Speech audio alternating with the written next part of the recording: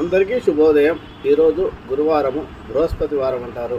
ఈరోజు నవగ్రహ స్తోత్రాల్లోని గురు భగవానికి సంబంధించిన స్తోత్రాన్ని జప చేసుకుంటే అధిక శుభఫలితాలు లభిస్తాయి.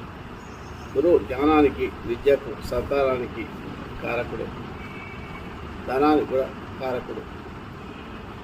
గురువులో ఆరాధించడం వల్ల గురుబలం పెరుగుతుంది. ఎవరికైతే జాతకంలో గురువు బలంగా లేడో, నీచ స్థానాల్లో ఉన్న, శత్రుక్షేత్రాల్లో ఉన్న, కేంద్రాధిపత్యం అంటే కలిగి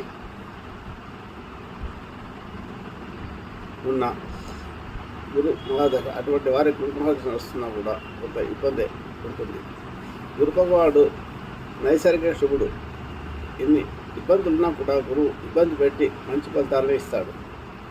ఈ గురు ధ్యానం వల్ల మంచి ఫలితాలు లభిస్తాయి. జీవితంలో వృద్ధిలోకి వస్తారు. సంఘంలో గౌరవ పరిస్థితులు ఉంటాయి. విద్యలో రాణిస్తారు. మంచి సంతానం కలుగుతుంది. దానికి కారణం గురువులను ఆరాధించాలి. రావి చెట్టు ప్రక్షణ చేయాల్సి ఉంటుంది. అలాగే గురుగ్రహానికి సంబంధించిన స్తోత్రాన్ని ప్రతిరోజు జపం చేసుకోవడం వల్ల కూడా మంచి ఫలితాలు వస్తాయి.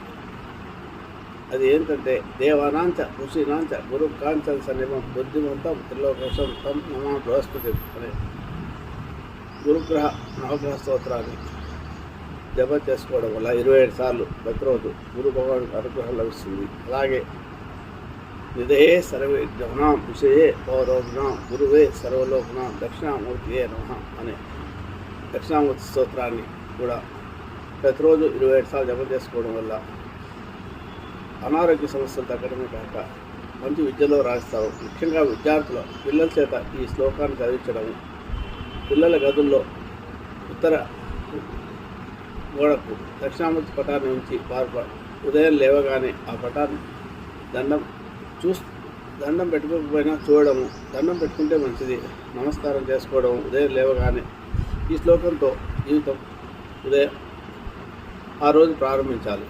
అలా చేయడం వల్ల వారికి మంచి విద్య అవుతుంది. అనారోగ్య సమస్యలు తగ్గుతాయి. మానసిక అవసరాలపై తగ్గుతాయి. ప్రతిరోజు ఉదయం లేవగానే గురువులను ధ్యానించడమే కాక తల్లిదండ్రుల ఆశీర్వాదం తీసుకోవడము.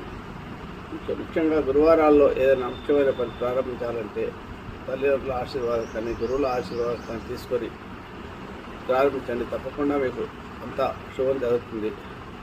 రావి చెట్టు ప్రక్షాళన చేయడం వల్ల కూడా మంచి ఫలితాలు ఉంటాయి.